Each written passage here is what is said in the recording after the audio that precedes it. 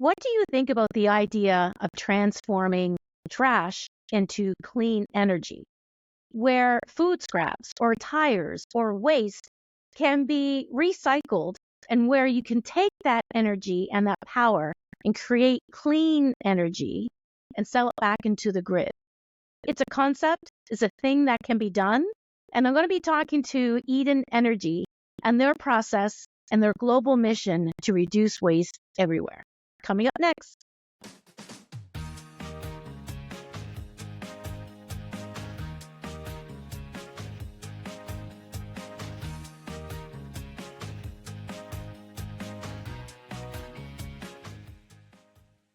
Hi, Jonathan Appel of Eden Energy. Thanks for joining me. Well, thank you for having me, Maria. Very excited to be here. Well, I'm excited to learn about your process. I mean, it's really cool. It's groundbreaking. And, it's all about transforming waste into power. Yeah. So let's describe the process, a little bit for me and the listeners and get us up to date on what your company's up to. Well, there are a lot of technologies out there that can turn waste into energy, right? And we're all familiar with them, even if we're not sure we are, right? A landfill turns waste into energy by allowing it to break down, and we can capture that methane, right? Incineration burns it, captures that heat energy, turns it into steam, and makes electricity that way. So there's always been waste to energy, but they've never been efficient. They've never been viable.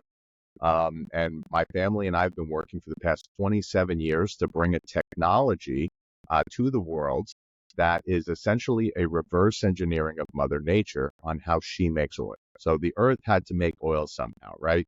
And the way that happens is organic material goes underneath the surface of the earth, gets exposed to immense heat, right, from the center of the earth, and a lot of pressure. And over time, those carbon bonds break and create a hydrocarbon, right? All oil is a carbon molecule with hydrogens attached to it. That's all oil is. It's very simple in chemistry, right? Nothing complicated. What we're able to do is we're able to take those carbon chains, right? Use sugar as an example, C6H12O6, right?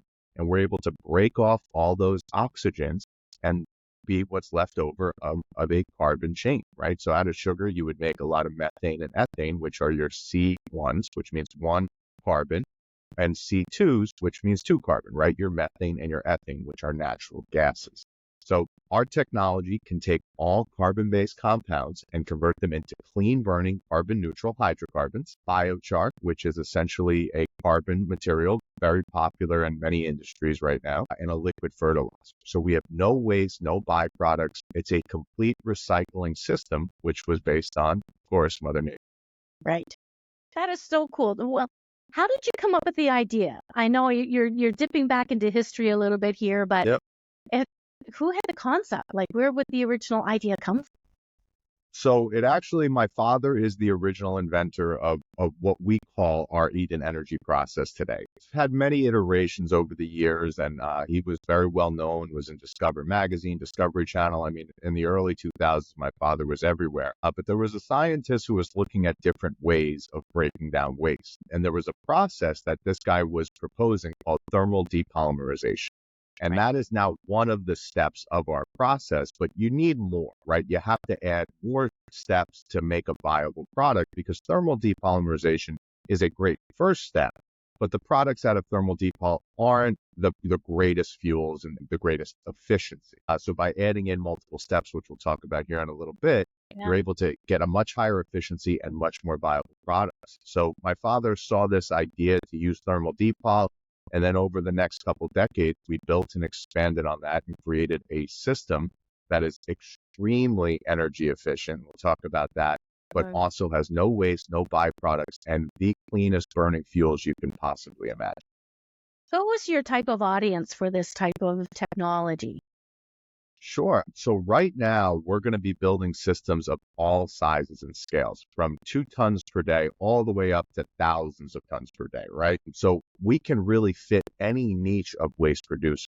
The people that we're targeting right now are obviously municipalities, right? The people who are already collecting the garbage, big waste producers, right? Campuses, cruise ships, large-scale apartment buildings, food processing facilities, anywhere that you're producing a significant amount. waste. One of our partners in the very early days was Conagra Foods, who owned Butterball Turkey, those big frozen turkeys that everybody gets on Thanksgiving, right? Yeah. And their one facility that they had in Carthage, Missouri, where we were collecting the waste from, was producing over 200 tons a day of offal waste, right? The parts of the turkey that we don't really typically use, the blood, the guts, the bones, the feathers, things like that, right? So that's what we were turning into fuel in the early days. Our technology is much more advanced, and now we can take everything from plastics to tires to used motor oil to food waste to human waste. Yes, I'm saying poop in a very nice way, but we can process it all simultaneously and create immensely viable products. I read earlier on your website how municipalities can use this technology to take pharmaceuticals out of the water, I guess, which was really interesting. This process is clean. It would, to take it out of the lakes and rivers and estuaries right now would be very difficult. Now there's the way we can solve the issue is by stopping new materials from going into the environment, right? So we can process them and break them down to where they're no longer recognizable as the pharmaceutical, right? They become the simplest form, right? If there's sodium inside your pill, you're going to be left with a sodium ion or a sodium salt inside of our system, right? So we break those down. But the beautiful thing is the way you get rid of pollution is one of my favorite old sayings. The solution to pollution is dilution, right? So after a long enough time, all the pharmaceuticals that are currently in the environment will dissipate and they really won't be of effect anymore as long as we turn off the tap, so to speak, right? We stop introducing new pharmaceuticals so we're able to allow the old ones to dissipate. Now, explain to me, you have 8 stages. By the way, I love your social media. It's very educational based, your Instagram and all of those channels. But you explain the 8 stages, of the process. Sure.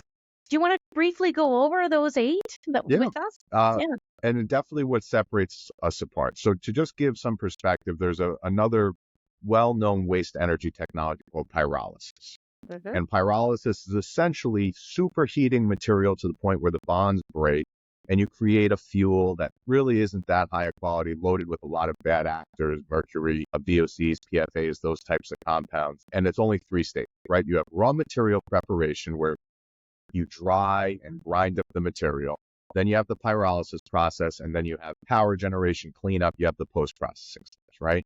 For us, we have 8 stages: raw material preparation, thermal depolymerization, hydrolysis, physical separations, thermal cracking, concentrations, processing, and then power generation, right? So it's a much more detailed and intricate process, but because of how we use the process and we use water, we're able to have amazing energy efficiencies. So all we do in the first stage is we make the materials, right? Raw material prep is just grinding the particulates so we can flow them through the machine. Thermal depol is low pressure, low temperature, using steam to heat the material, and we separate the organic and inorganic material. So any glass that got in there, we're able to remove from the process. It doesn't harm the process, but it doesn't convert. It just kind of ends up in the biochar. Any metals, things like that. The next process is hydrolysis, where I recommend reading the blog on our post called The Magic of Water, because a lot of really amazing stuff happens. I won't get into too much today, but you break down all pathogens, you oxidize metals, and you really create an immensely clean product. From there, we put it through centrifuges where we remove as much of the water as we can physically, and then we go into what's called a thermal cracker, where we then heat the materials and break the bonds and create our fuels. Everything is under pressure, so they're not that safe to build at home unless you're an expert in pressure vessels. So yeah, if people do want to do it, that we have to make sure they do it correctly, right? You can't take shortcuts here and just build this at home. You need real pressure stamped vessels so you know they're correct. So then we make the fuels. The next step is concentration, where we take all the water from the process, which is loaded with potassium, nitrogen, phosphorus, all these great minerals for fertilization, including sulfur and things like that. And we concentrate that down. We simply evaporate it off and make a liquid fertilizer. And then you're left over with water, right? So at this point, you've now created your fuel gas, your natural gas, your biochar, all of which come out of the thermal cracker, and your liquid fertilizer, which comes out of the concentrate. So then the fuels are then simply filtered, removing any carbon particulate that's in them, and then we use them in power generation. So that is our process, right? So we have 3 full reactions, whereas pyrolysis has 1. And 2 of ours are reactions that take place with water. And that's what really separates us apart. It's the magic of the water. So a company that is doing this can essentially become self-generating.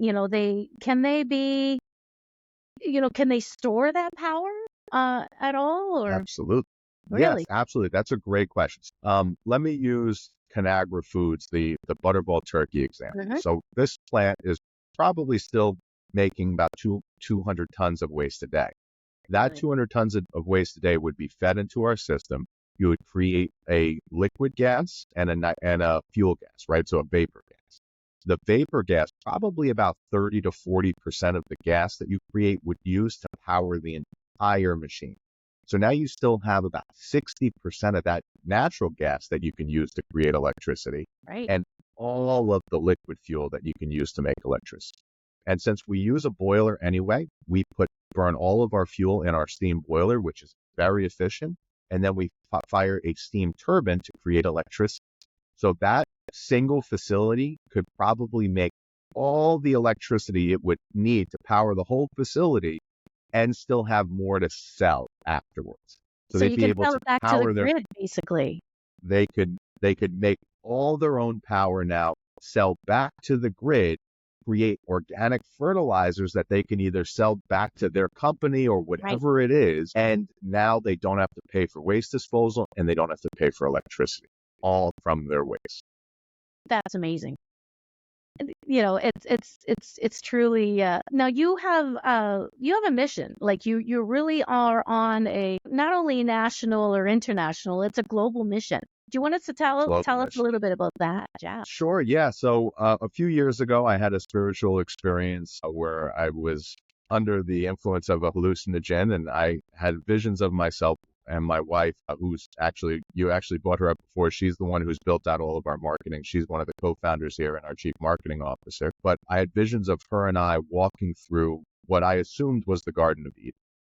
There were huge trees all around, beams of golden light, and I just kept hearing, "Restore Eden, restore Eden." Now, growing up, my nickname for my father was God's janitor, so it couldn't have been a better opportunity that my family has been working for several decades to bring this technology to the world. And we've had great successes, but big setbacks as well, from a IPO that released the day before the market crash, a collapse of a fuel economy, and then we went to a different country only to see that country have a complete economic collapse, which was unfortunate. But we've always had great success as well. And my mission has always been to leave this world a better place than when I came into it. Now we have a technology that is viable, that can actually make a difference. And the key is that people can generate a profit from it. So will allow mass adoption. It's a profitable device that can clean the world. So we'll be able to actually make a difference because people will be incentivized now to make a difference. We're able to incentivize people to clean up the planet, it drives me because it gives me knowledge knowing that I will actually be able to make a tremendous difference on this planet. And my company will be one of the driving forces behind it. It's a feeling that I can't express. What is next for Eden Energy? What do you what's up your sleeve for the next little while? So right now, we're just getting our first couple of large pieces of equipment sold, and we'll be constructing them over the next several months. And it's just slowly bringing this technology to the world, showing what the technology is capable of. Hopefully, within the next 20 years, there will be a major Eden energy system in every city across the country, and hopefully soon across the planet. Because even at the point when we harness real clean energy, whether that's through hydrogen, fuel cells, nuclear, whatever the energy source of the future is, we know it's going to be something spectacular. The Eden energy process will still always be needed because there's no way we're ever going to become a society that stops creating waste. So this is a device that gives everybody, every city, the ability to become fully circular, because now they never have to landfill a single piece of waste again. And the things that we can't process, which are metals, rocks, glass. Those are all things that can always be recycled, right? We can always recycle metal, glass can be recycled, and rocks. I mean, rocks don't damage nature, right? Right. So we can truly restore balance, which is one of the reasons we're all so excited.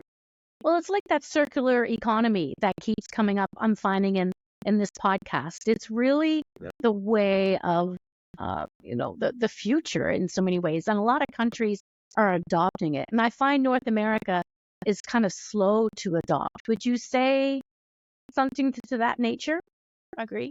Yeah, I think, and of course, I've had some experiences in this ballpark where there's always a lot of what we call happy talk, right? People are Right. always so excited to do the next big thing.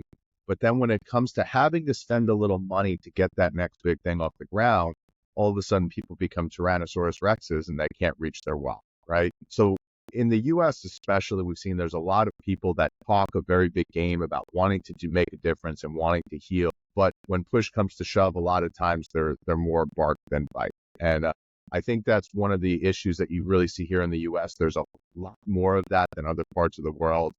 Not sure really why that is. There's a lot of theories out there, but at the end of the day, I think at some point America will really lead that charge again, and I think we can be one of the companies that helps set the tone for that because we create clean carbon neutral energy from something that pollutes. And I think just by adding that, whether it's municipalities starting to adopt, other companies seeing what we're doing and creating their own versions, I mean, we just want this world to be a better place, and that's our mission. So getting these to the world, getting them to everywhere we can, every corner of it, to ensure that waste becomes now part of the natural cycle, and that's the only mission that there is.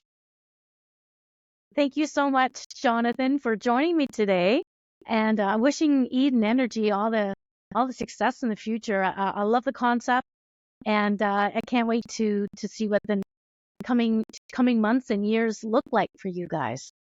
Cheering you on. Well, thank you so much, Maria. We've got some exciting things up ahead. Some really big things have started happening for the business. We're in that, as I explained to my partners, if they were writing a movie about us, we're right now in the cut scene where all the crazy things are happening. So Awesome. it's very exciting. Well, that's entrepreneurship at its finest, exactly. All right. Thanks for joining. Thank you for having me. So what do you think about that? Creating fuel that is carbon neutral from something that pollutes. Love the concept. I wish Eden Energy all the best. I think it's a really neat thing that can transform so much of how businesses can turn their waste into good energy. I'm your host, Maria McGowan. Thanks for tuning in to the Reimagined Energy podcast. We'll see you next time.